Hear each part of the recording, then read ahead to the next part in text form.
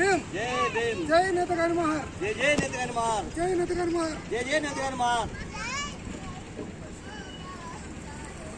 ఈరోజు తెలంగాణ రాష్ట్ర వ్యాప్తంగా మా నేతగాని కులాన్ని రాష్ట్ర ప్రభుత్వం జనాభాని తక్కువ చూపించడం జరిగింది. దానికి నిరసనగా ఈ గుంటూరు నుండి మొదలుకొని రాష్ట్ర వ్యాప్తంగా శాంతియుత నిరాదీక్ష చేయడం జరుగుతుంది. ఇది రాష్ట్ర వ్యాప్తంగా చేయడం జరుగుతుంది. మా నేతగాని జనాభా ఎక్కువగా ఉన్నటువంటి ఉమ్మడి జిల్లాలో 5 ఆదిలాబాద్, వరంగల్, కరీంనగర్, ఖమ్మం, నిజామాబాద్ ఈ జిల్లాలలో మా నేతగాని సామాజిక వర్గం ఎక్కువ ఉన్నది.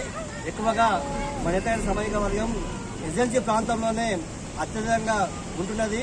మరి రాష్ట్ర ప్రభుత్వము మా జనాభాని 1,33,000 చూపించడం ఒక చాలా బాధాకరమైన విషయము. మా జాతికి ద్రోహం చేస్తున్నటువంటి ప్రభుత్వం మా యొక్క పెద్దపల్లి పార్లమెంటు నియోజకవర్గంలోనే మా యొక్క ఓట్లు 2,50,000 పైబడి ఉన్నాయి.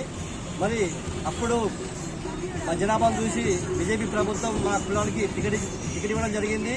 అయినా కాంగ్రెస్ పార్టీకి మా యొక్క కుల సంఘము వెనువెంటే ఉండి పార్టీకి అభివృద్ధికి పార్టీ యొక్క కార్యక్రమాలకు అనుబంధంగా ఉండి పెద్దపల్లి పార్లమెంటు నియోజకవర్గంలో పెద్దపల్లి వంశీ గారిని ఎన్నుకోవడం జరిగింది. మరి మా కులమైన వ్యక్తికి బీజేపీ ప్రభుత్వము వర్గీకరణ చేస్తారనేది అనే భయంతోనే మేము బీజేపీకి ఓటు వేయకుండా కాంగ్రెస్ పార్టీకి ఓటు వేసినాము. మరి నేను కూడా కాంగ్రెస్ పార్టీకి ఓటు వేసినా కూడా మా జనాభాని తక్కువ చేసి చూపించడము ప్రభుత్వానికి బాగలేదు. మా జాతిని మళ్ళా కించపరిచే విధంగా మా రాష్ట్ర జనాభా మొత్తము 18 లక్షలకు పైబడి ఉంది. అత్యధికంగా గోదావరి నదీతీర ప్రాంతంలోనే ఉన్నటువంటి మా నేతగాని సామాజిక వర్గము సామాజికంగా గుర్తింపు లేకపోవడం వలన నేడు మా జాతికి కించపరుస్తున్నారు. అదేవిధంగా మా యొక్క నేతగాని వర్గాన్ని ఇప్పటికైనా